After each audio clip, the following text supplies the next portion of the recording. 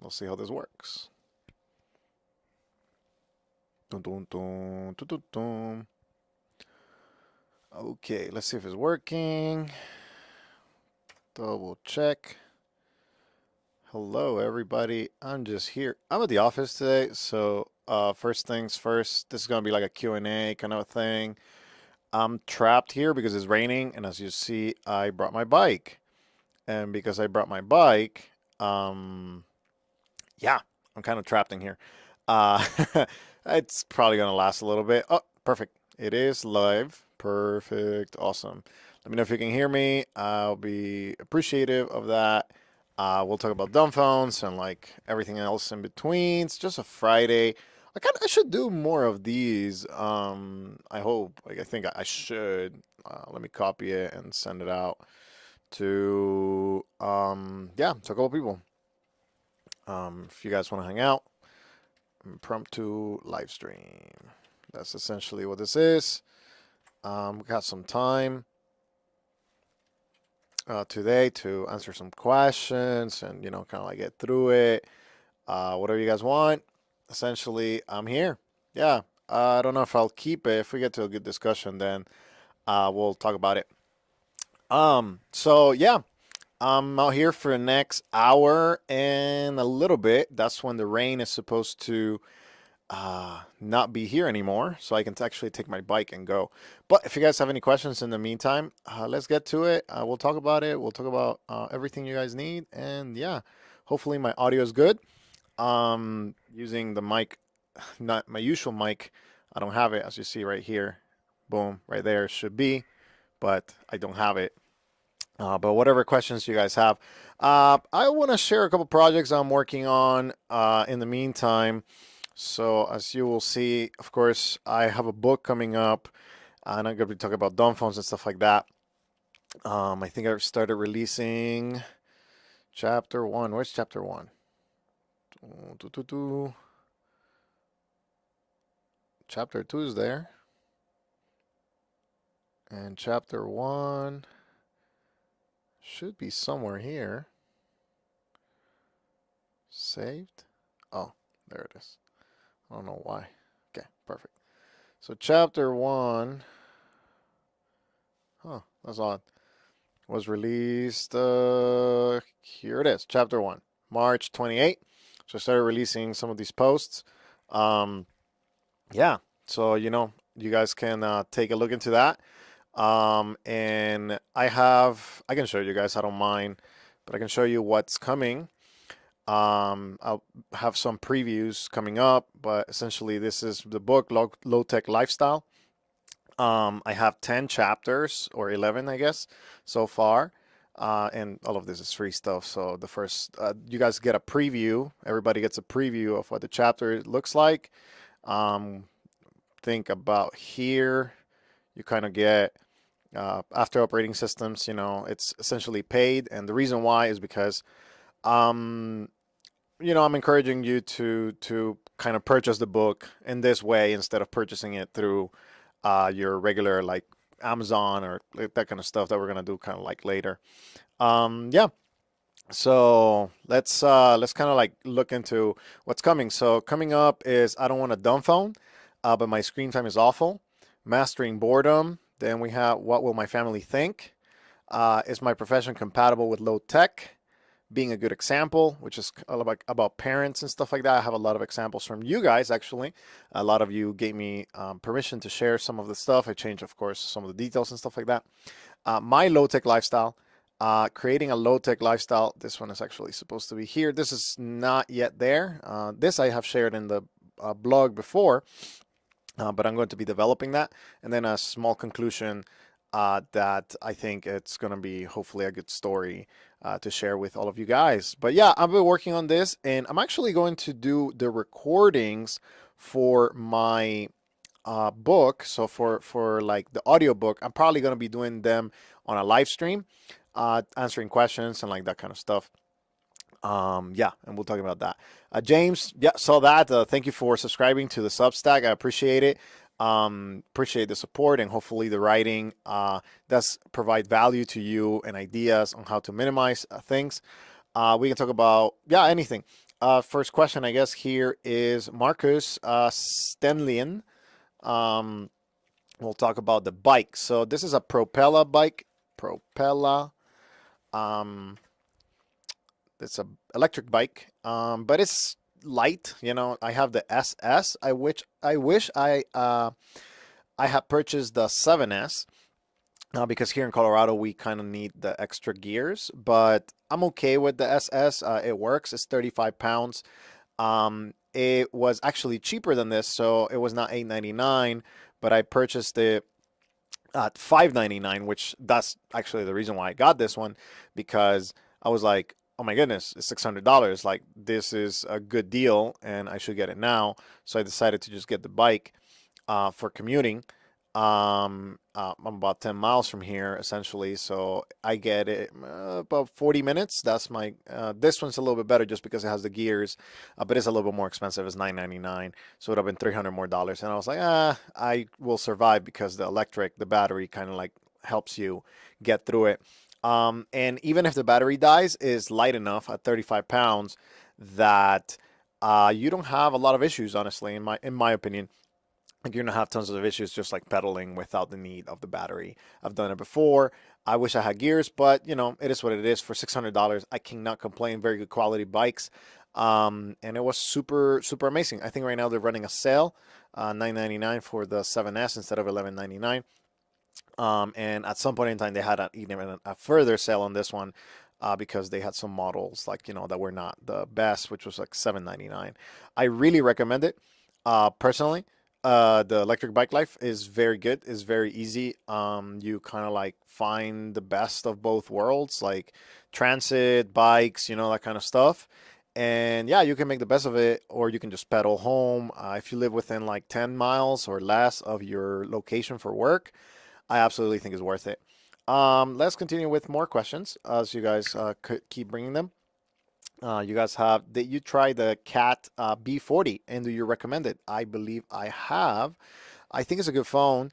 So let's see. Cat B40. I do have a review. Yes, right here. Perfect. And I think somebody else has a review. There's a couple of reviews out here, it seems. Or maybe just like talking about the stuff. But yeah, here, I'm not going to play the sound. But in the Cat B40, I think it's a good phone. It uses Thread X, but I believe there is a tethering somewhere here and other tools probably. So I talk about nothing in there. But this one has tethering, which I think is an amazing kind of like reality, and like the things it does not have. Oh, of course, I talked about the things it does not have. Other tools, auto power off, power management, things of that nature. But you can watch this video and kind of like think about my thoughts. And yeah, I mean, battery life is great. It works really well. I think, you know, it has tethering if you need it to kind of connect and that kind of stuff. So I think it's going to be a very good device for you if it's compatible in your area. So make sure that it's compatible in your area before that. So I think it's a good idea. It's a good phone. I believe I gave mine away to a lucky winner for the giveaways that we always do. Make sure to stay tuned for that. But it works. Josh asking how the Galaxy Folder is working. Well, it is. I mean, I did a little mini review of it a couple of weeks ago, I believe. Right here. Yep.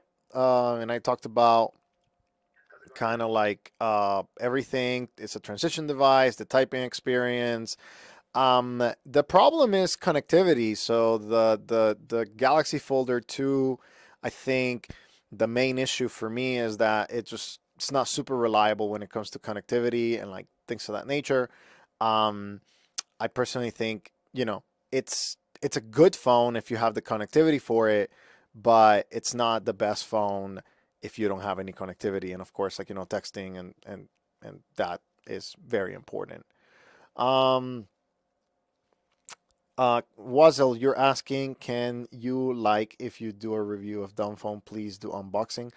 Yeah, sometimes I used to do that more often, the unboxing part, but yeah, I can kind of like integrate it again. I mean, what are you really looking for in the unboxing? I mean, I don't necessarily think that you're gonna get more than just like the materials that it brings and that kind of stuff. But yeah, I used to kind of do that, so that's kind of important.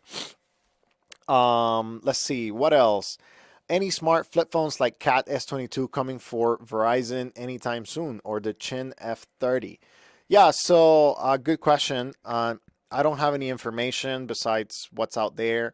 As far as I know, the Cat S22 is being sold now on Amazon. Oh, I can talk about this in just a second. I think it's quite important actually. Um, so yeah, Cat S22 Flip right here is being sold for like 75 bucks, and I believe it's unlocked. Yeah, T-Mobile unlocked for Metro PCS or probably other stuff. Yeah, I believe this should work for Verizon. It says it will not work with CDMA carriers, but it should. As long as you don't activate it on this, as long as you activate the SIM card on something else and put the SIM card on this, it should, because my unit, I know it works with Verizon. Um, the reviews are poor, and I kind of want to know why. We have a lot of fives, and then not what I expected. First, I got the phone in plain cardboard box. Second, it came with the Samsung charger, which I thought was a little odd. Third, in the third out of it came with no battery. Oh well, I mean that's not the phone's fault. After ordering a battery, it works well and works for AT&T users. Still annoyed that it didn't come out, but glad it works. Okay, so your one kind of went to 3 stars, maybe. Do not buy this from the seller. I received the cast into it. It was comedic and great. However, the seller routed the phone to make it unlock, which heartbreak the device, and it won't connect to any cell provider with any SIM. I will have to look into that. Had dry food in the back of it. Okay, seller problems again. I mean, it's not a good thing, but I mean, you can return it. That's the nice thing about Amazon, right? It's not a reflection of the seller in any way. I purchased the phone. Okay, so this is about the phone. Toughness. I had the phone for 9 months. I had no problems except one. The front screen broke. This is not the touchscreen, but the screen that is on top. It has a glass cover. Okay, battery. I don't use my phone excessively. One of the reasons I want a simple flip phone. I usually charge it once every day, but again, that's with minimal use. Touchscreen buttons. The other big reason I want a big physical one, I don't want to do much. The physical buttons can reliably be used. A single press often results in multiple entries. Yes, this I have seen. This is an issue with the Cat S22. Yeah, well, there's some reviews in here, some thoughts from people that have been using it. I mean, some love it, some clearly don't. I think it's a good device. I mean, as long as you know the limitations and the stuff that you're getting into, it's a great transition device. That's just my opinion. But yeah, there's no other Verizon kind of like middle ground device. I would say again, and let me go to what's it called? Kosher Cell. So Kosher Cell sells the cell.org, and you guys can bring your questions. Meanwhile, like I'm doing this, I'm gonna be checking back and forth. A lot of questions. All right. So here is Kosher Cell. They are closed right now, I think, from April 4 to 17 because of Passover. I believe they're Jewish. So koshers, they have kosher smartphones and kosher basic phones. And of course, you can get the Chin F30 right here from Kosher Cell. You, it says these devices do not have Android Auto and cannot have additional apps added. Well, yes, kind of, but they do have Gmail, Uber, HelpDat, SmartList, Weather, and Waze, which are pretty useful. Then you have the one for Verizon, which is the one that I would recommend. And after you do that, I would say just send me an email or a Reddit message, and I can help you with the extras. Let's put it that way. Yeah, get the Verizon one with apps. Oh, it's sold out. Of course, well, get notified when it doesn't get sold out. And then, just send me a text and I can help you with how to kind of finesse some of the apps and stuff like that. Hopefully it comes back in stock. I have had conversations with the people that are behind the phone, the manufacturer, which in this case it is, what's it called? I forget the name. Darn it.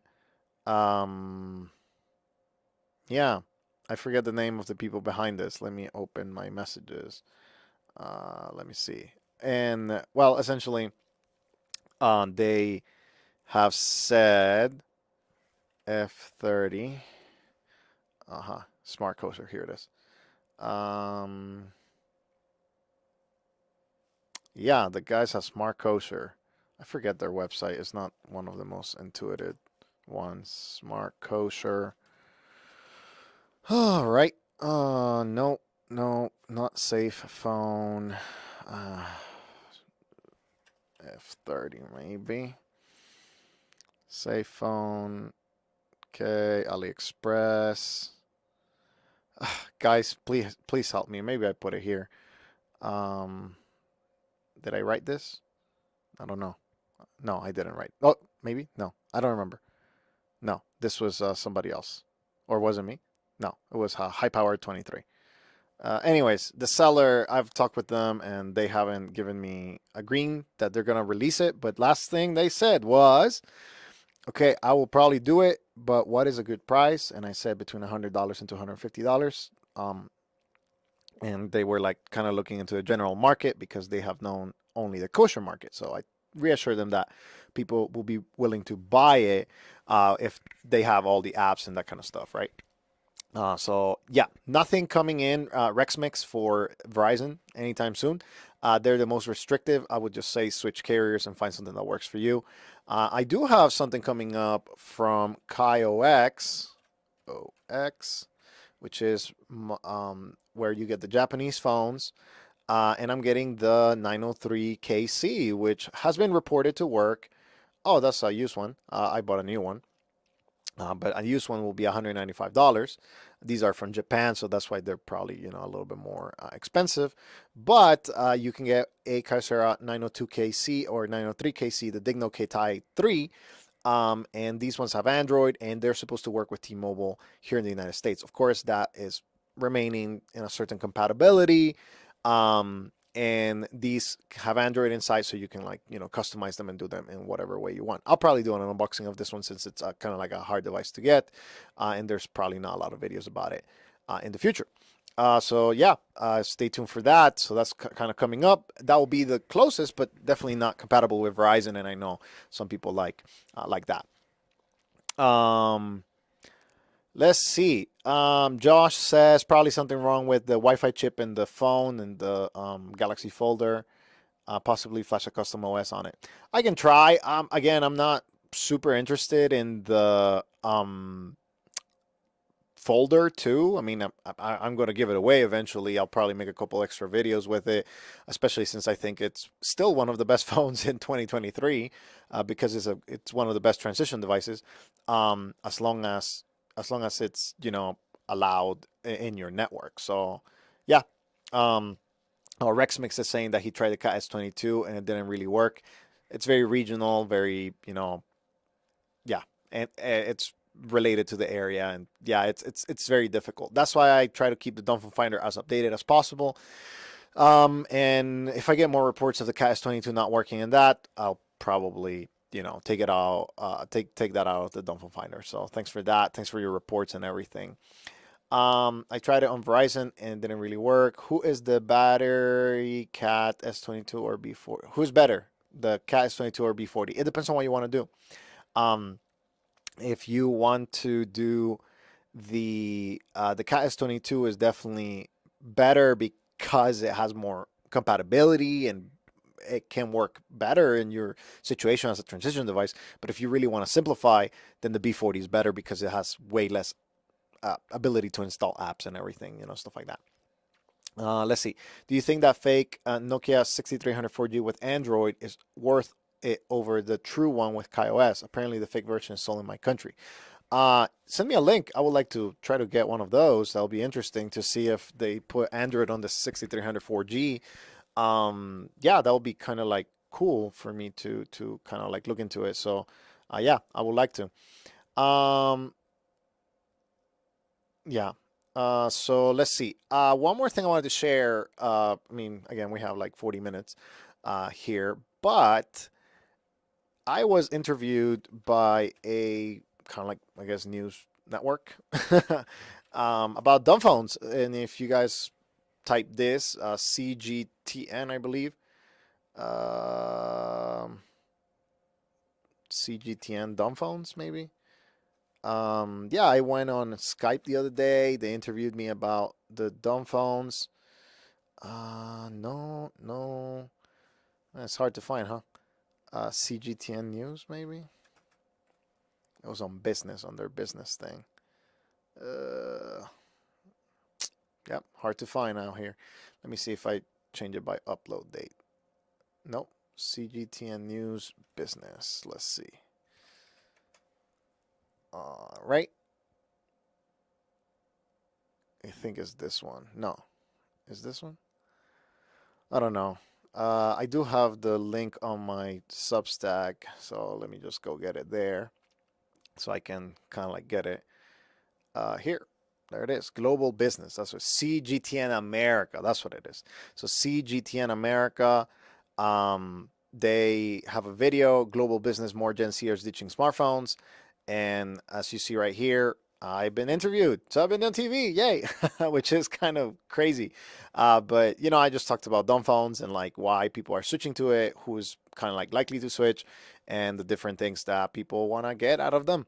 So go check out that video. And I mean, maybe share it with your local news network if you want to talk with them or if they want to talk with me, whatever it is. It's kind of like crazy, you know, things are happening. But I'm really happy that this stuff is happening. Like, you know, people are getting more into the dumb phone conversation. So yeah, I'm really excited about that. Okay, let's continue. I will talk about something that I haven't talked about yet. I've been trying out this week, but it's been very successful. And I will talk about this. So I worry that the fake one is hard to find in global markets. The Indonesian marketplace link is fine. Yeah, just send me a link, Mohammed. Like that's fine. I'll try to find a way. If not, you know, that's okay. You can send us a little video of like how the 6300 4G works with yeah, with search and apps and stuff like that.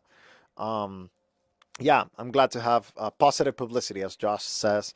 Although he did say when they were introducing me, they said something along the lines of like Jose Brion is a dumb influencer, and then he kind of corrected himself, being like, "It's a dumb phone influencer," and I was like, "Well, I guess it sticks, you know, with people." Oh yeah, Jose Brion is the dumb influencer. Yeah, of course. That's the guy that we want to talk about. One more thing that I want to talk about, meanwhile we wait for other questions to come in, is this little device, and I will showcase it, the Surface Go 3. So, I've been trying to find the best complement for my workflow, and I have found that this little device right here, which I have in my backpack, is, in my opinion, the best complement to a dumb phone. And I'll tell you a couple of reasons why that is. So let's kind of go over it. So the Surface Go 3, yeah, so like right here, I have the Surface Go 3. I have the LTE version because sometimes I'm on the bus or I'm on the train, you know, with the bike or like whatever. But it has, you know, it starts very cheaply, and it's like $400. And of course, you know, cheap, relative, of course, you know, depends on your situation and stuff like that. But here is kind of like the setup that I thought about. So I purchased the one with, oh, it's on sale. Come on, I just purchased this. You can't, come on, guys. No. Okay. I'm kind of mad right now. I can't believe this is on sale right now. You know, it's kind of like crazy.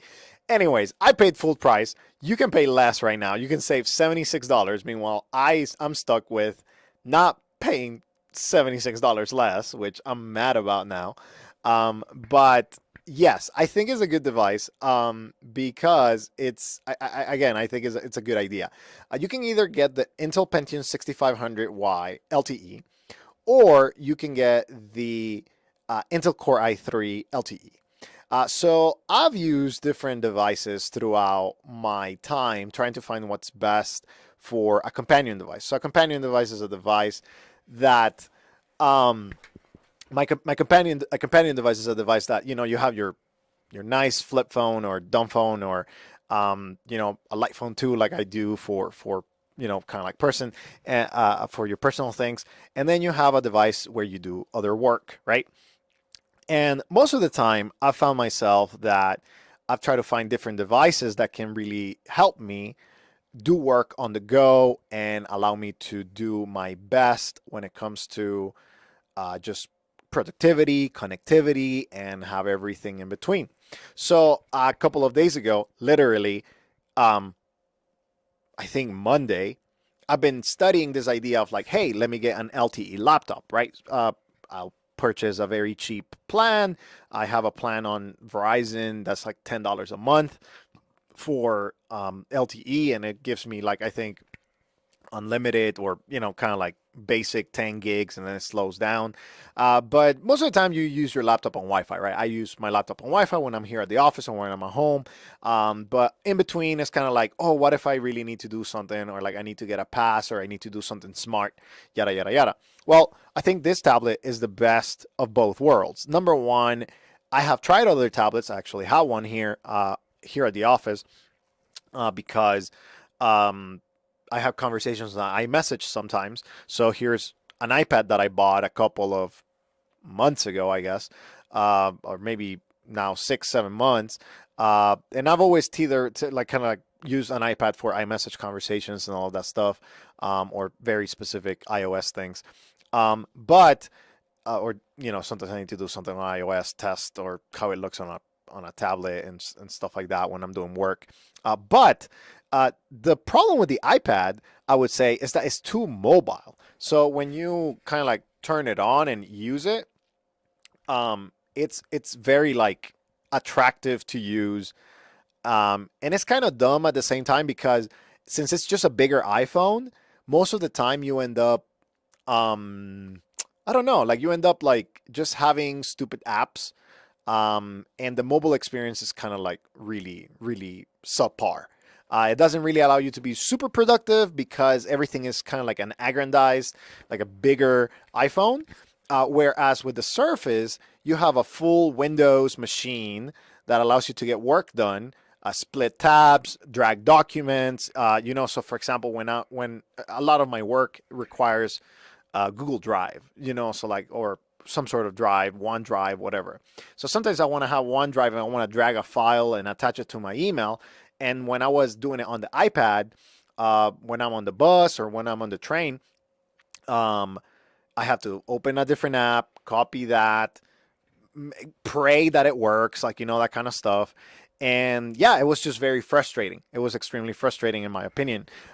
So you have a lot of that friction, kind of like coming into the coming into the Surface. But yeah, coming into the experience, the overall experience, and I don't think it's very good. But here with the Surface LTE version, you get a device is about $650. You can get this one with the Pentium 6500Y. I don't necessarily recommend it, and not necessarily because it's a bad device, but because it has 64 gigs of eMMC storage, and that storage is notoriously slower. It's not even the 4 gigs of RAM. The 4 gigs of RAM are kind of fine, but the 64 gigs of eMMC storage is very problematic because it's a slow storage. It doesn't keep, Windows probably eats up about 20 of those gigs already.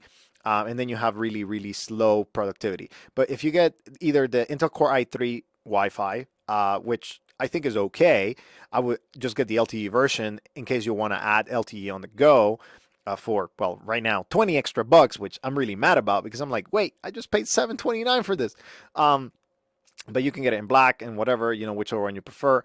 But this one has a 128 gigs of SSD, and that's pretty plenty for like work on the go, and it has 8 gigs of RAM, and it has been working like a charm. Like it's really, really reliable. It's really nice to use. And on top of that, which is my favorite part so far, you don't only have the productivity apps and the ability to have a full Windows suite or full-blown computer applications. Not only that, but let me turn this on. Not only that, but you have the ability, let me put my pen here, to run beautiful, let me minimize this. You have the ability to run beautiful Android apps. So as you see right there, I have WhatsApp installed. And WhatsApp is an Android app in this case. I haven't set it up. I literally just downloaded it yesterday. So as you see right there, it's kind of like virtualizing the WhatsApp application. But I'm going to be able to have access to smart apps on this on the go from Android, and still have the productivity of having a full Windows machine with me. Now, it's definitely not going to be the fastest machine ever, but I think it's very good or good enough that you can do light work or access smart apps if you absolutely have to. Okay. So as you see right there, boom, WhatsApp is loading and you can set it up. And I'll probably set it up later today. Again, I'm still playing around with this device, but so far the LTE works great. And there's other plans. You don't have to use Verizon. You can use T-Mobile, AT&T, things of that nature. For Verizon, I believe you cannot activate it on the store, but I had already my SIM card from the iPad activated, so I just swap it to the Surface Go 3, and it works really good. And if you're looking for other alternatives, because, you know, if your budget is a little bit more constrained, you can even go the previous generation. So if you go to Amazon.com, let's go here. You can go to the Surface Go 2, which also has access to, you know, kind of this virtualization of apps. The Go 2 is $341, and that one comes with LTE. I got the Go 3 just because it was newer, but you can definitely go with the Go 2. It's pretty much the same specs. The Intel Core is not i3, but it's M3, which is kind of like their budget version. It's kind of like better than Pentium, I believe, faster. But again, it's 128 gigs of SSD, 8 gigs, Wi-Fi LTE for $341. And if you want to save even more, right there, $295 for very good condition from, you know, another seller. But I will just go pay the extra $40. Be safe with how you use this. But again, very good device. I'm enjoying it. So far, it's been a good experience. I've been on the bus a couple times now, and yeah, it's just very, very useful, very good device. Okay, let's move on to more questions. We have about 35 minutes until the rain passes completely, supposedly. Yeah, rain. Oh, it's snow and rain combined. Okay. Yes, it is. It is. It's kind of here. Let me show the weather. So the weather right now, weather. So it's 38 degrees here where I'm in Lakewood right now, and close to the office. But as you see, it is kind of like it's raining, but it's not really raining. So it's kind of like wet snow, which is kind of worse than just a regular rain. But it's going to, according to the radar, right here we got a radar. So right now it's kind of like the precipitation is raining, and in about let's see, about 1:20.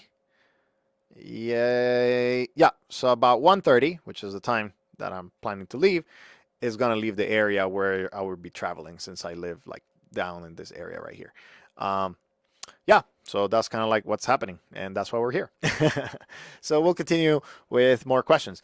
Any upgrades for the TCL Flip 2 coming? Group messaging is broken. Help me understand, Patasonic.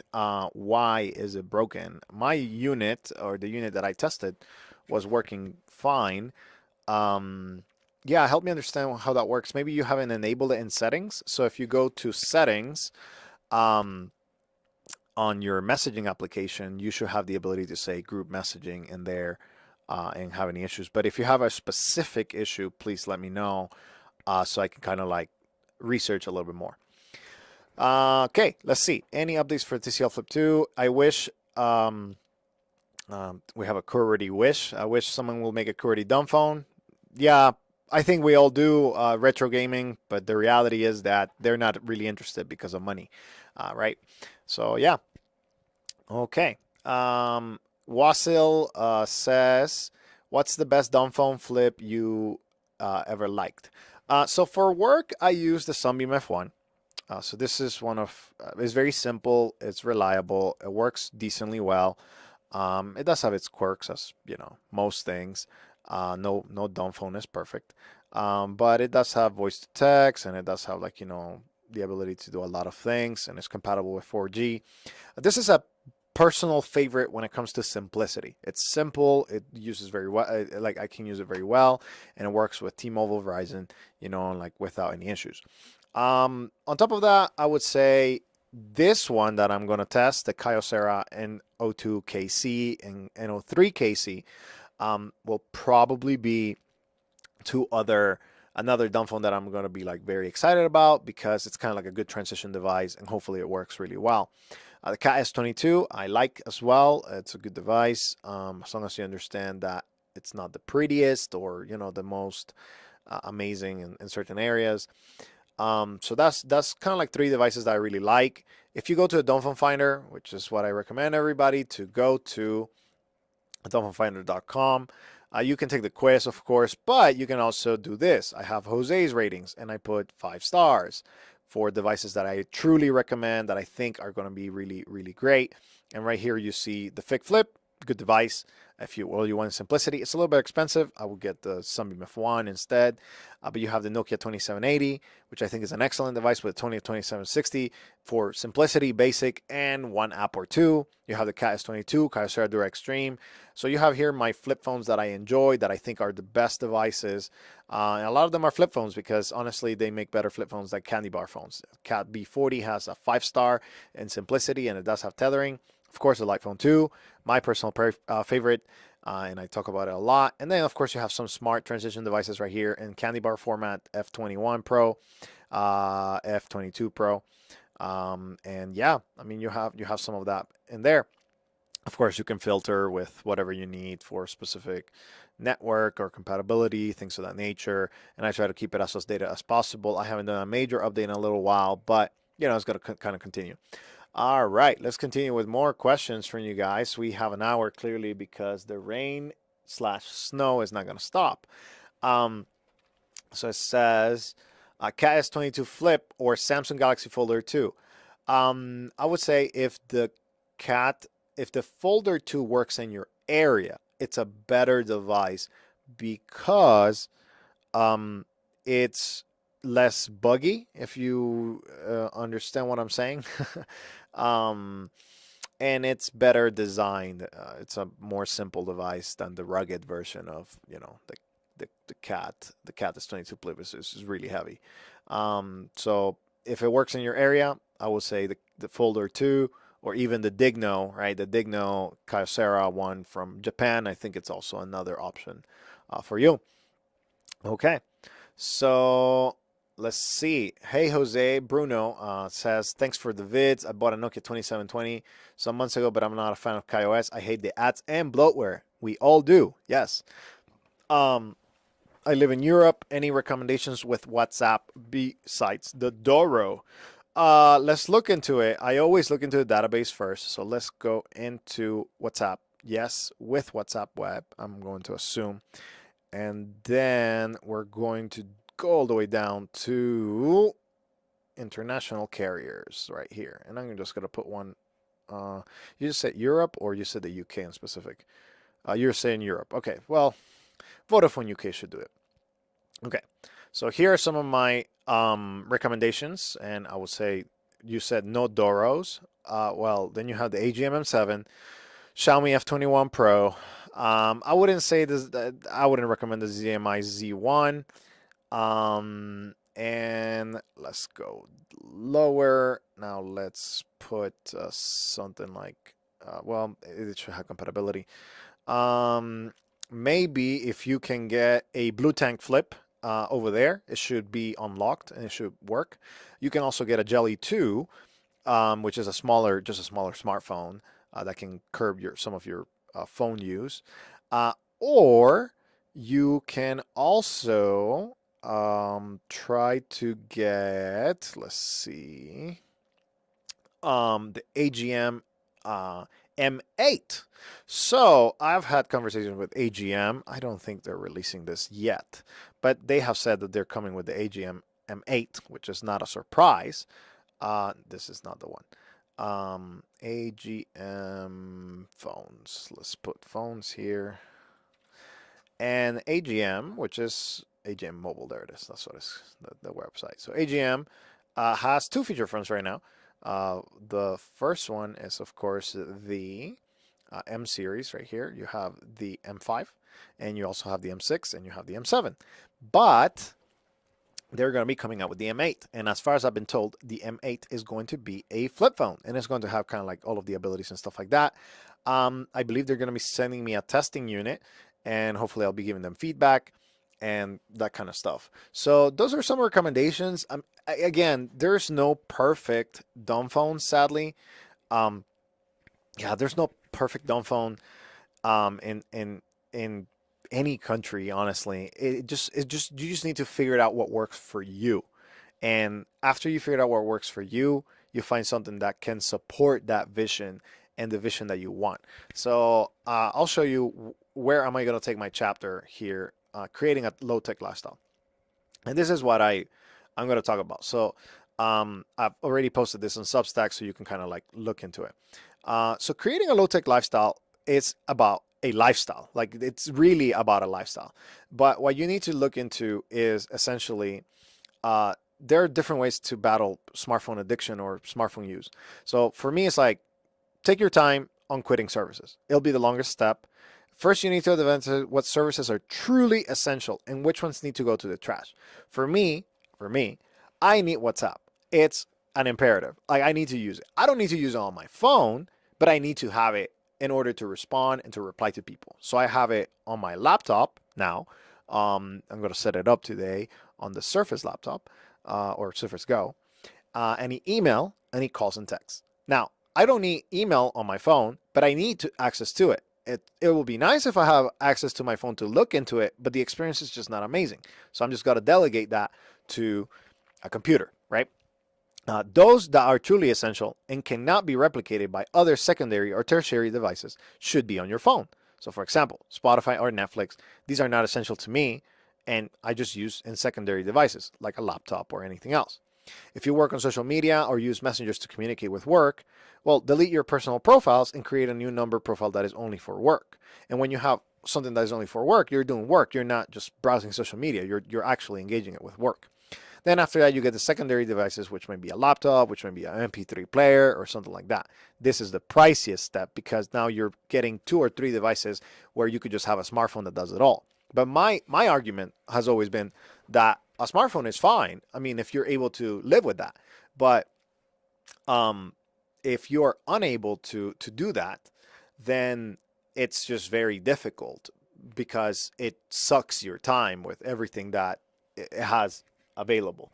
Man, it is really snowing out there. So, and then you kind of like repeat and look for everything. I do have kind of like a categories of like the apps. So you have essential apps, apps and services that you communicate with others. Phone messages or Signal, for example. These are nice to have apps that are passive and do not demand your attention to receive this information, like podcast, music player, maps, meditation timer. You have time wasters, Facebook, Instagram, we all know what those are. And then operations, apps that are necessary for your job or studies. Apps usually have a desktop alternative and it's preferred to use them through a PC rather than mobile. So I'm going to be talking about that. How to create a lifestyle. Well, you first identify, you make a list of everything. Literally make a list of every single app that you have. And whether it is an essential app, a nice to have app, a time waster app, or an operational app. And then you focus on the essentials and the operations. So a lot of it is like reliability, and a lot of it is like, you know, looking into like what your work is about, or what you want your life to be. And after that, you know, it's very, very important that you design a lifestyle and you plan ahead. The more you plan, honestly, the better it is. So the more you plan, the more you're ahead of your schedule, the better it will be overall for your focus and for your ideas to stick. The more you are focused on work, communication, and connection with people instead of just distraction through the web, the better is going to be for your experience, and the better is going to be for your work, the better it's going to be for your relationships. Like, I have time where I just sit and watch shows. I'm not perfect, to be honest. And um, me and my wife, we enjoy watching shows, and that's okay. But we make time for that, right? So it's not like, oh, I'm bored right now, I'm going to go watch a show. No, like, just look into what's best for you and the lifestyle that you want to build, and plan around those things. So, yeah, that's kind of like my perspective when it comes to like the phone that you're selecting needs to be something that supports your lifestyle and not just like an impulse purchase to kind of like look into that. Yeah. Okay, let's continue with more questions. Okay. Hey, Jose. I won the giveaway for the Nokia 2660 a while back, and you told me you were looking for a solution after the shipping was denied. Have you found a solution yet? I have not, Emil. So I'll show you guys. USPS, International Phone Shipping, or lithium batteries, I guess. I think it's in the rules. Let's see. What I can do, Emil, for you is if you send me your address again, I don't remember right now, but send me an email with your address. I do remember you winning. And maybe I can find a seller in your country that can send it to you. And I'm okay with that because you won. That's what it is. But USPS has a moratorium right now on lithium batteries sending it. So very small lithium batteries and cell batteries. 9E, maybe this is the one. Lithium metal cells and batteries and lithium cells and batteries are mailable in limited quantities internationally or to from an APO, FPO, or DPO locations only when they are properly installed in the list equipment they operate. Lithium batteries must also be accepted by the destination country as designated by the individual country listing in the IMM. So the problem is that most of the phones I have technically are installed properly, but when sending them over air, they are unallowed because I have to have a special permission from the seller, so Amazon and things of that nature. But they have been kind of like killing this packaging instructions right here, and they don't allow us to kind of like send it right now. Even here nowadays, I think it's kind of like receding as of right now, but yeah, I'm hoping that as you see here, it's prohibited, packed with the equipment but not installing the equipment, contain improperly installed equipment. But it really depends on the post office. Some post offices are really bad, and some others are not so much. So, but send me an email, and I will check it, and I will look into not only like if there's a seller in your area for the 2660, and hopefully we can send it that way. That'll be the easiest way. Okay. All right. All right. So here we go with the link of the fake Nokia. Okay, I cannot see it, Mohammed. Maybe it is on the YouTube. Let me mute this tab so I can look. Come on. Okay, there it is. All right. Inception. Yeah, I don't see it, Mohammed. I don't see it here in the chat. So send it to me, or send it again. Try to post it and see what happens. Okay, let's continue with our questions and answers. Just chilling today. Had some time since it continues to snow in April 14. All right. Okay, let's see. I use the Cat S22 Flip, comes with Play Store, must capable in doing anything. Yes, agreed. I hope Nokia makes a QWERTY phone and launches globally. I doubt it, but we hope with you, Mohammed. We do. Okay, we got a couple of things. Bruno got, wait for the M8. Hopefully that works. Meta should make an app for desktop and doesn't need smartphone to activate it. Oh, yeah, that's not going to happen. We'll see. We'll see that. We'll see if it does, but I really doubt it. My personal experience, it was better to dive on in. That's me, though. I think it depends on the person. Yes, I agree. Some people can find solutions within their smartphones, and others don't. I'm one of those that doesn't. I prefer, to be honest. Yeah, I prefer to just enjoy the simple life and the simple kind of like not having everything tethered, and that kind of stuff. Josh, you won the Galaxy folder. Yeah, again, I will be posting a new giveaway probably in May, beginning of May. before I leave for Europe. So I'm gonna be going to Europe in the summer, and I'll be testing phones over there and buying phones actually too. But yeah, I'll be putting another giveaway probably in May, where I'll probably be talking about I don't know, maybe giving away the Galaxy folder for sure. A couple of extra phones are coming. Yeah, things like that. I mean, it's gonna be very very. Uh, uh, it's gonna be small. It's not gonna be one of the biggest giveaways I've done, but that's kind of like what's coming. Yeah, something I guess I would like to mention is my experience. So I'll be posting this on the Substack so you guys can read it a little bit more. But with screen time, and I found, I think it's this one. Yeah, so like right here is the article, one of the articles um, that talks about teens finding ways to circumvent um, Apple's parental controls. So this was in 2019, and of course, some of it has been patched and other things haven't. But the problem that I see with a lot of the Apple or software-based solutions is that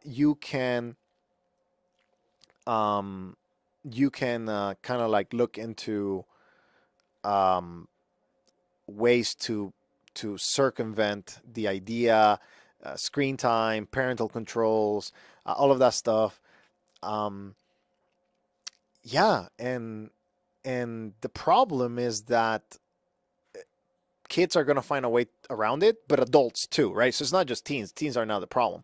I write a little bit, just kind of like an example. Like I remember the day that screen time came, and it was maybe what 2016, 2017, something like that, and I was super excited. I was like, man, this is the best thing. Now I'm going to be able to control myself. um, I'll be able to kind of like look into all of these amazing, whatever, like realities, and block YouTube and block Reddit. Um, and yeah, I was like super excited, right? Like I was like, yes, this is a real solution to my problem. Apple has brought balance into the whole equation. And essentially 24 hours later, what happens is, well, you can yeah, I mean like what happens is that you you can click with two taps and you're done. Like you say like I want 5 more minutes, or I want to forget this rule for the end of the day. And while I understand that, I definitely understand that there is, you know, the reality that there should be choice. Like I told the app, the screen time app, that I didn't want to do this, yet it's allowing me, and with two taps, I'm able to completely forget all of my screen time kind of like ideas, so it's sad that a company that created a feature that was supposed to help people makes that feature very easily bypassable. I guess you can bypass it really quickly. And same thing with parental controls. They make an app, right, or they make a feature that is parental controls, or that is very important, right, to parents. um, and at the end of the day, they, well, they don't have this ability to kind of like follow through, because kids are finding ways around it and they're not patching them, you know. And it's very difficult for me to be like, oh yeah, you really care about this feature, you really care about making life better for people, instead of corporate profits, right? So I mean, I think Apple cares about, certain things like privacy, and they put it in their commercials and stuff like that, but it's not real, because at the end of the day, they are still tracking you. They're not now saying like, ask not to track to third party apps, but your usage on the iPhone is still being tracked.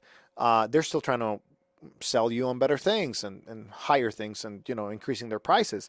So I think it's just a facade. At the end of the day, they create something that makes you feel like you have ownership of your screen time, but it doesn't really block you from or sticking around, and it puts the personal onus on you. And while there is truth that there's some personal responsibility, um, you have to make the decision to not use some of these things.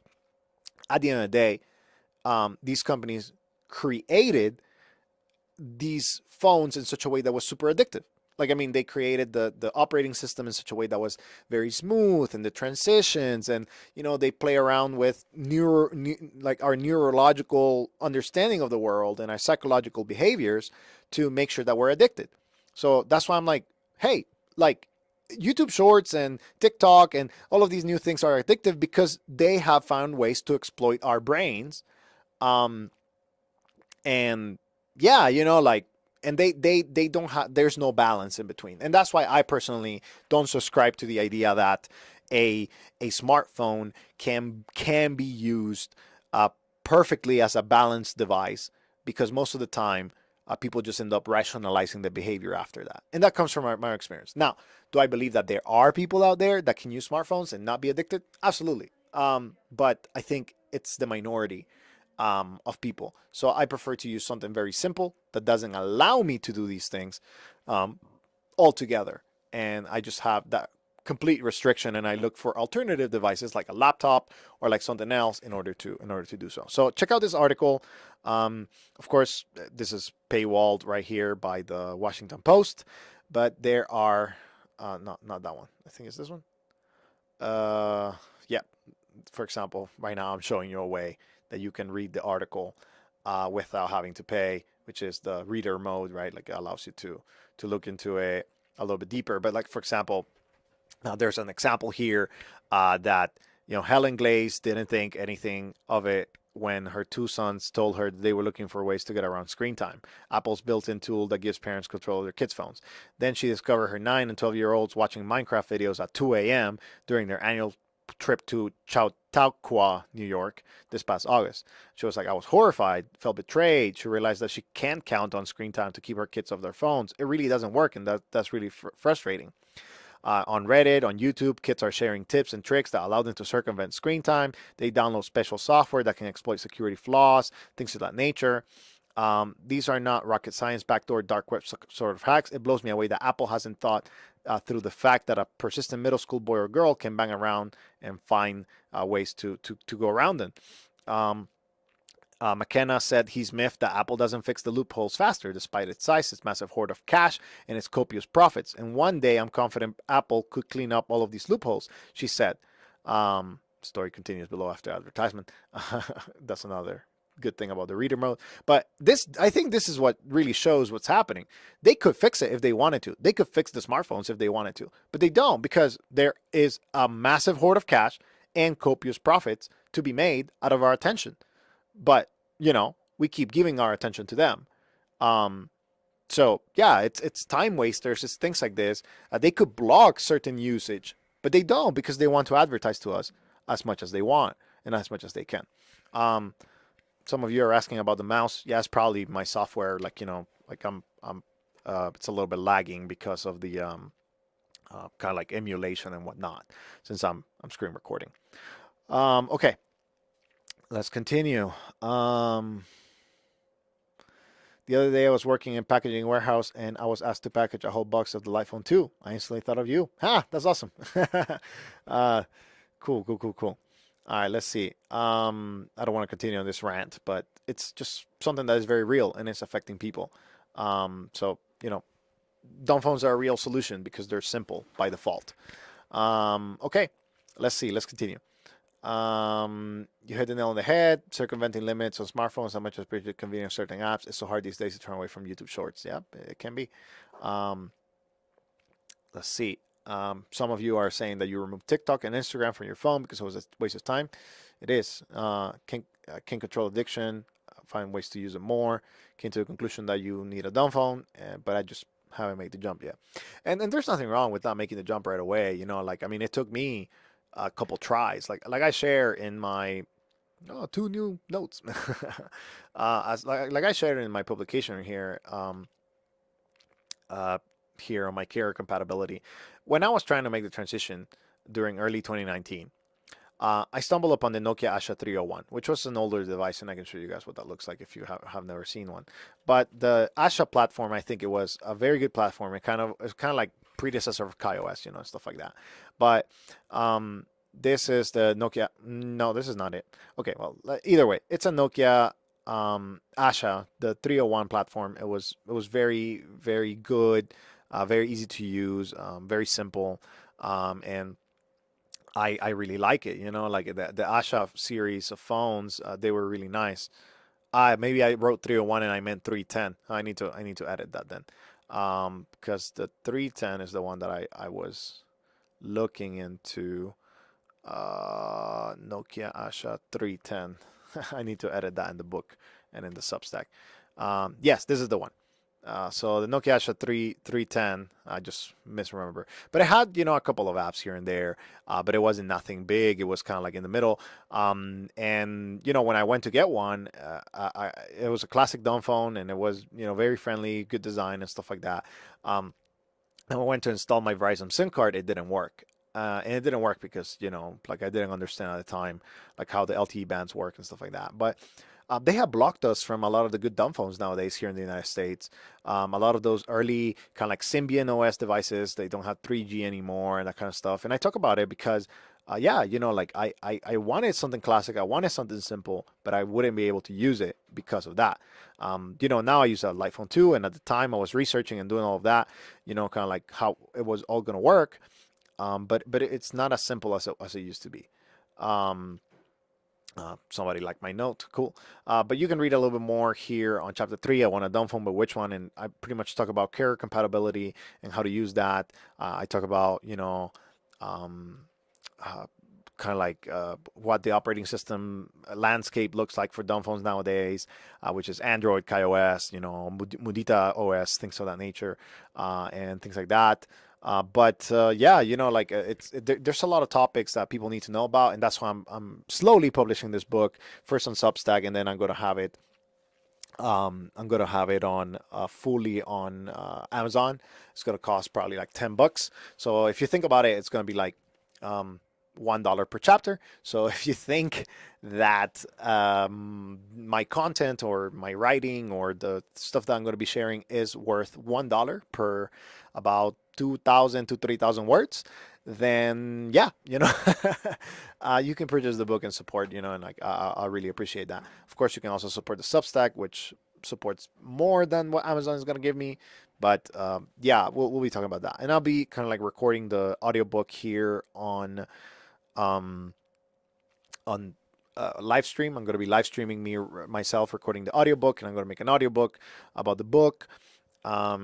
And after that, we will just, kind of like just do better, hopefully, and kind of like enjoy some of that content a little bit more. Yeah. Okay, we have about half an hour left. So if you have any questions or anything that you want to talk about, make sure to put it in there. As always, there's always links, conversations that we can have, and other stuff. Like so. Yeah. Let's see. Let's continue looking into other stuff. A lot of chit chatter. A lot of people in the office right now. Yeah. So, there's a list of loopholes. 12 ingenious screen time hacks, how to beat them. Let's see. That's really interesting. Protect young eyes. Let's see. My kids changing the time zone and settings in order to evade downtime. Even though the YouTube app is gone, my kid's still watching YouTube videos through iMessage. Facts. That can happen. My kid figured out my 4-digit passcode. My kid enabled screen recording in order to figure out my 4-digit passcode. I have set app limits, but my kid can keep using the apps after the limit is reached. My kid found software for his MacBook or PC that allowed him to hack the 4-digit passcode. My kid did a factory reset on the phone in order to get around screen time. My kid is using Siri to send text messages when how iMessage turned off during downtime or app limits have been reached. After downtime, my kid takes a screenshot and uses the picture to select send, or and a secret iMessage portal comes up. Once the app limits have been reached, my kid just deletes the app and then re-downloads the app from iCloud without family sharing permissions, which allows them to continue playing. After my kid reaches app limits, he can still access iMessage by swiping down, tapping any iMessage notification, and boom, he's texting a message to his friends. My kid is getting around app limits on texting by going to the contacts apps. From there, they can share a contact via text and iMessage comebacks up. So you see, there's a lot of ways to beat this stuff, besides the just the usual "I want more time," right? And I guess this is kind of like for kids and like that kind of stuff. But here's my thing. Here's my thing with this article, right? So this article talks about 12 ingenious iOS screen times hacks and how to beat them. 12 ways that kids can use all of these apps and use all of these services and kind of like go back. But if they didn't have access to it in the first place, we wouldn't be having this conversation. Literally, that's literally it, right? So it's like if you don't have access to the problem, there is no problem, or there is quote unquote less of a problem, if you will. I think I'm clipping, hopefully not clipping too much, but yeah, like if there is no app, if there is no problem, if there is no first access in the first place, you don't have a big problem. You still have a problem. You can access it in a different device or whatever, but it's less of a problem because you don't have access to it in the first place. So that's always been my argument. That's always been my idea when it comes to dumb phones, and that's what works for me. That's what works for me. So that's what I personally subscribe to. If I don't have access to it, then I have less chances to actually for it to be a problematic issue in my life. So yeah, that's kind of it. A couple of extra things I think are helpful. I want to talk about this study right here. It's blocked.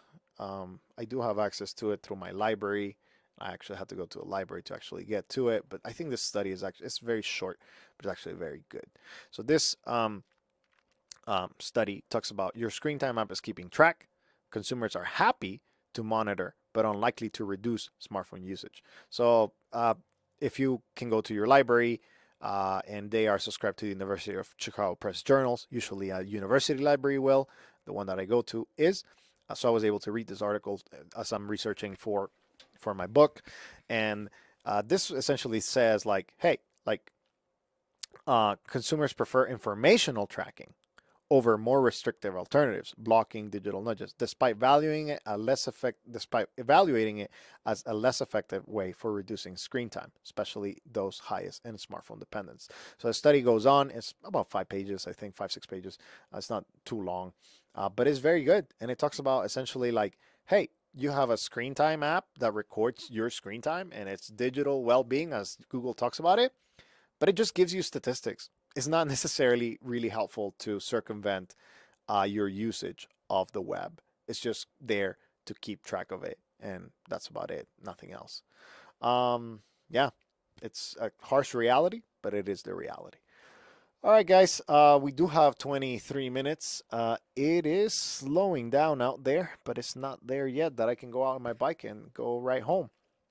Um, I don't know if you guys have any extra questions, and if not, yeah, I can talk about a couple of extra things um, that are kind of like coming. As you see, this is my Substack, and I do have a lot of free posts and a lot of stuff. The only paid stuff is stuff that is going to be in my book, and that is kind of like for obvious reasons because like I wrote a lot.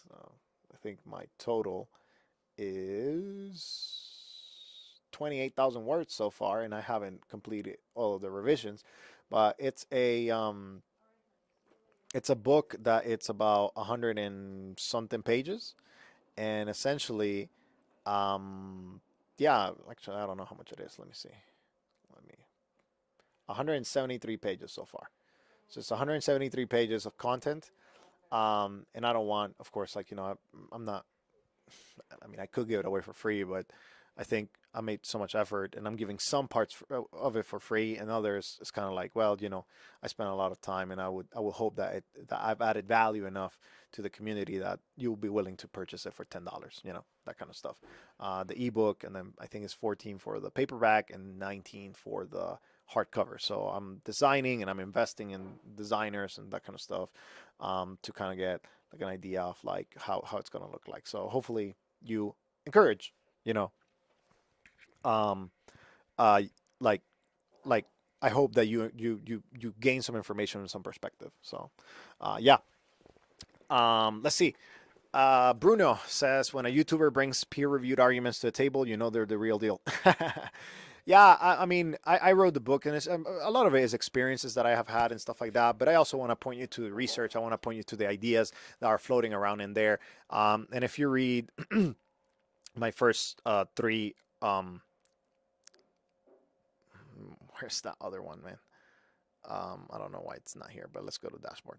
So when we go here to this one right here, weight and debt, even from the beginning, I want to share some of like the stuff. So like um, I talk about my personal experience with eating too much. I was in a bad shape back in 2019. I had just gotten out of my master's degree.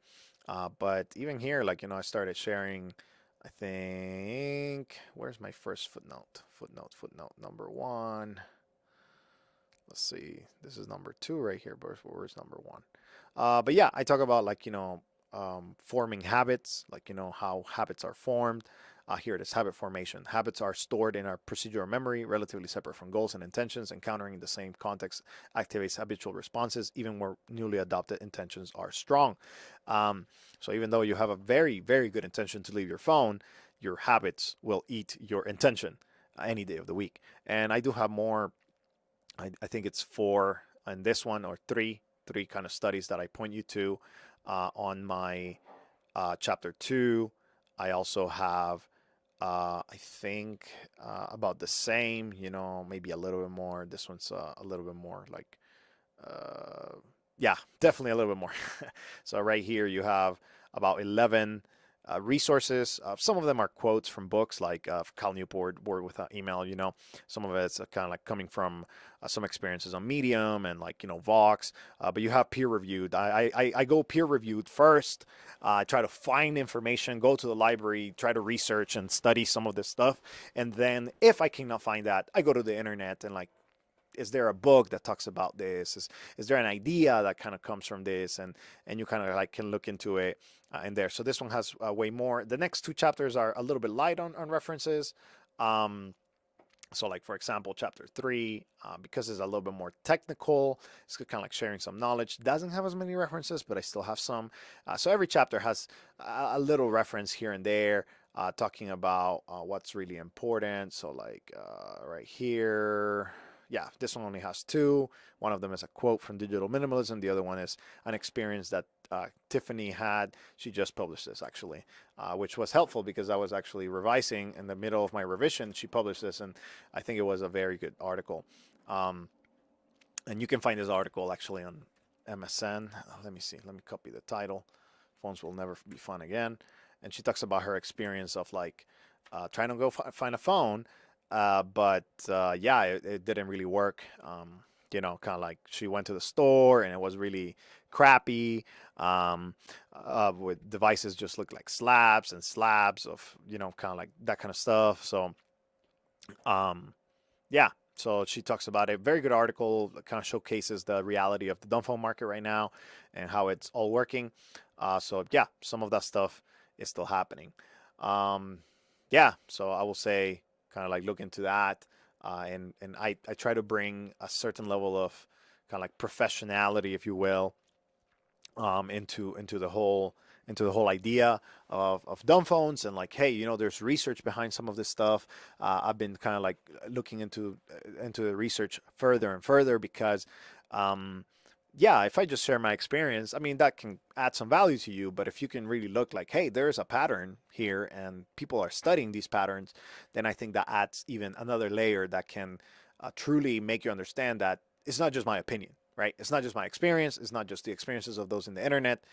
It's actually stuff that's happening and that people are studying, and that it's not very easy to truly understand all of this and to truly grasp what is happening with our brains. And people are trying to bring that material. There's a lot of studies. Actually, one of my favorite ones was from chapter 2. Um, I can show you that one. I believe that one is free and you don't have to go to the library to access. Um, here, this one right here. Boom.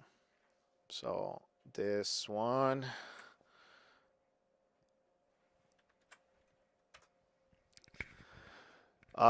going cold turkey, digital experiences, from Christina Gita and Claes Thoren, the Nordic Com review. Um, oh, just kind of like a tip. If you ever want a free, or you want to know whether there's a free version of the article or something like that, there's this extension called on paywall. I think it's this one. Um, yeah. So on paywall. Yeah, this is the one. Um, whether for there's a ground. So, okay, that's fine. So this one right here, on paywall me or on paywall, it's very good because every kind of like article that you're trying to look into, it gives you kind of like a green light if this is available for free, and you can just click it there and it takes you to the PDF automatically.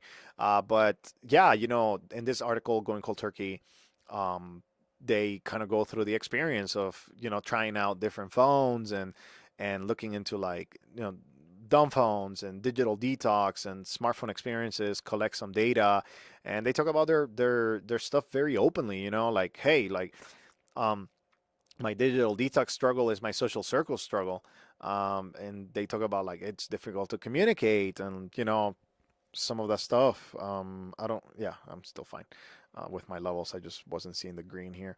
Um, Author two, cumbersome smartphone replacements. They talk about this, and it's a difficult experience in the beginning. You have kind of like this table out here: digital detox, digital disengagement, digital society. Kind of like they give research to all of these behaviors, and of course there's even more research behind the research that they do, right? Like there's more references that they make, and I think 2 layers is my kind of like ideal. Like I could go into all of these and kind of like write a book condensing all of this information and explaining it, but I kind of go like, okay, I found something, this is coherent, this makes sense, and then I look into one of their references, and sometimes I go a third layer and look within those references. I don't know whether there's those references, but usually I stay within 2 layers of complexity because I don't want to. I'm not writing a dissertation on the topic, right? So it's not necessary for me to understand like 3, 4 layers down. 2 layers I think is good enough. Like I look at an article, I look at the reviews, peer reviews, like that kind of stuff, and like look into like, hey, is this really like what happened, or is this not really the best thing. Very good article. I definitely recommend it. The reading is not too long. I think it's about 10 pages or so. Let's see, it is 164, 154. Yeah, about 11 pages, and there's some graphs in there that take, or tables, like, takes some of it. So, at the end of the day, like it's gonna be like 10 pages roughly, which is good. It's like 1 of 16, but a lot of it is references and that kind of stuff. Yeah. Okay, good. Awesome. One more question from you guys. We have about 13, 15 minutes. It is clearing up and the sun is coming out. So lovely Colorado. As always, we have some of that.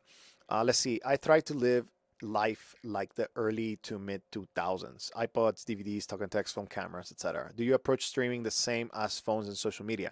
Yeah, so for streaming, I think for me is the way I do it nowadays. Um, I haven't owned a TV in years. 2012, I think, was the last time I had a TV in my home.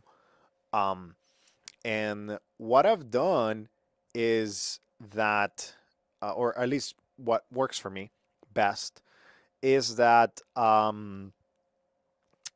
I look for a show that I actually enjoy, and usually nowadays they're releasing them weekly, right? Like they used to. They're not doing the full blown, like, oh, keep your subscription. So what I do is I look at a show. So for example, right now, I like Star Wars, love Star Wars, been always been a fan, and I want to watch The Mandalorian, but I don't know if it's done. I haven't checked, but just set up a time where I'm like, okay, I'm gonna subscribe for a month, and I'm gonna watch all of the Mandalorian in that month, for whatever that takes. I divide it into segments, usually 2 3 episodes max. I don't go like I'm gonna spend 10 hours today and watch it in one sitting. No, I like to enjoy it. I like to digest it. I like to think about it. So 2 episodes max per day. Give a couple days, and then like two other episodes. Sometimes my wife and I do binge, and that does happen. Um, but I try to minimize my expenses with streaming. So I'm like, I'm gonna stream movies or I'm gonna stream a show, but I'm gonna do it within a month. Like so, 1 month, I'm really watching all of it, the things I really want to watch, and then I don't watch all of the other stuff for 3 4 months, and I wait up until they have released everything, so I can actually just condense it, reduce my expenses, and not have to have these recurring subscriptions. So that's my personal approach. Um, I Sometimes we rent a movie or buy it. Usually we buy it and like kind of like watch it that way. Um, but yeah, I don't think I go to the previous like going to a store and buying the DVD or like that kind of stuff. I like to keep most of my setup clutter free. So yeah, the more clutter free that I can have it, the better it is. And I don't like to keep unnecessary DVDs or stuff like that. So I just purchase the digital version, watch it, and kind of like move on with life. Um, I do prefer, so if the movie has just come out, or if I'm really interested in the movie, so for example, coming up in June, July, I'm going to be watching this movie by Christopher Nolan, Oppenheimer. Um, right here, 2023. So Oppenheimer, 7/21, so July 21, 2023. I think it's going to be excellent. I think is yeah. Again, I think it's just going to be a great, great movie, and I'm excited to watch it. So, um, yeah, I think it's going to be a good. It's going to be a good kind of like great movie. So I go and I watch it in the theater because I think it's where it's going to be best experience. My philosophy essentially is if I think that I think the biggest screen is going to be the best experience, I'm going to do that. Um, I'm not going to use a phone or a tablet to watch something that is truly better experience at the theater. Um, yeah. So like I think it's gonna be good. I think it's gonna be a great movie. And I'm preparing. I'm actually preparing. Like like not only going to go watch it, but another recommendation for you guys if you guys are very kind of like wanna get more. One of my friends just recommended to me. I think the name is American Prometheus. Right here. American Prometheus is a book about J. Robert Oppenheimer. So the book was compiled and researched for 2 decades by Martin Short, and before Kyber was brought on it, put together a cohesive readable format regarding the life and impact of J. Robert Oppenheimer. Um, so it's American Prometheus, the triumph and tragedy of J. Robert Oppenheimer. And this was released in 2005, but I'm going to be reading it. It's 721 pages, and I do have it on, I think, final point for today. Final point of order. This kind of goes into the philosophy of dumb phones and optimization and stuff like that. I love the library, guys. Like, I don't know about you guys, but I love the library. The library is like my favorite thing. So if you go to, this is my local library, Arapaho Libraries. This is my public library that is close by. And they have so much, like so many resources to offer, so much stuff that you can get. Number one, I do academic search complete through them when I'm looking for articles that can be released. And if not, I have to go to the university library. and kind of like use that in order to like get some of the, like for example the article that I showed you guys from the Oxford University Press, or Chicago Press. I had to go to University Library to get that. But look at all of this stuff. Like I mean, you can get book flicks. Like you can get Brain HQ, which is kind of like a platform to improve your brain health. Code Combat. So hey, you want to get Code Combat?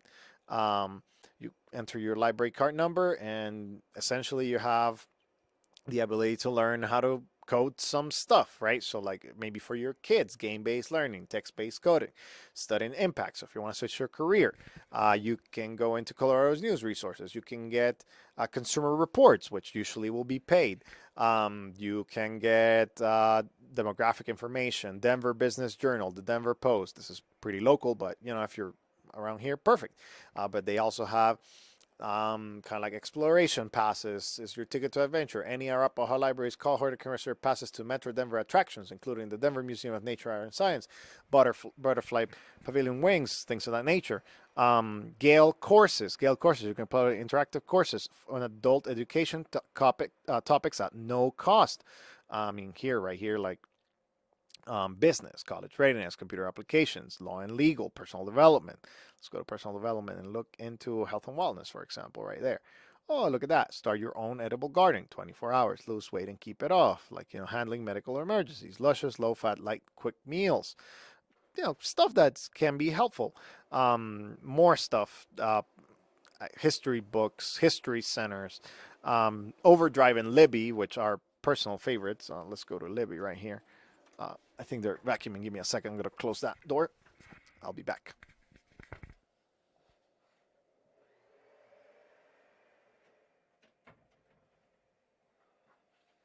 All right. Let's keep going. So, Libby, personal favorite through your library. You can get many, many things. But essentially, this, let me put the Libby, kind of like explainer what it is. So, no, I don't want the app. I just kind of want to, yeah. So, free books and audiobooks right here. You can download them, you can read them. You have the ability to kind of like use them throughout. And yeah, you save a lot of money. So, if you really want to buy a book, you can buy it. Otherwise, no. Canopy right here, which is kind of like a movie.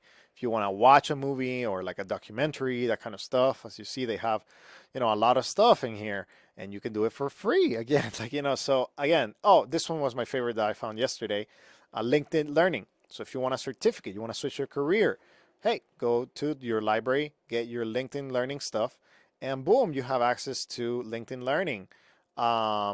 Again, they have so many things: National Geographic, Opposing Viewpoints, Overdrive for Kids, Pebble Go, like for kids, Press Reader. If you have, like, like if you like global newspapers and you want to read later on your computer or like a different device, you get a subscription, or like a group kind of like usefulness. Like, I mean, all of this stuff is very important, and it's one subscription, right? But um, you can get it through your library, right? And I think it's just amazing that all of these resources, we already pay for it with our taxes, and they're available. So check out your library, check out, like, that kind of stuff.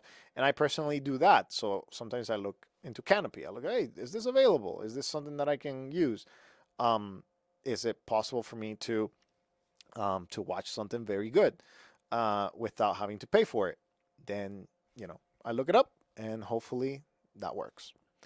Alrighty, we are almost done. There's no more rain slash snow, so I can go home and take out my dog. He's probably waiting for me and wanting to get a walk. But if you have any final questions, you have a minute and a half to get to it, and I can expand on it, of course. Thank you for watching. Thank you for staying around. I know it's only a couple of you, but thank you. I appreciate it. I appreciate you watching me on this kind of like middle of the day live stream that kind of impromptu and just happened. Hopefully, I've talked about different topics, and I've talked about kind of like different things that added value to your life today. um, yeah, yeah. So hopefully this was helpful, and hopefully you can find some extra information out there that can help you live a more meaningful life. Thank you for watching today. Thank you for being here, being a supporter. Check out, all of the stuff that I kind of showcased to you today. And if you have any questions, as always, put it in the comments. I'll be interacting with you guys.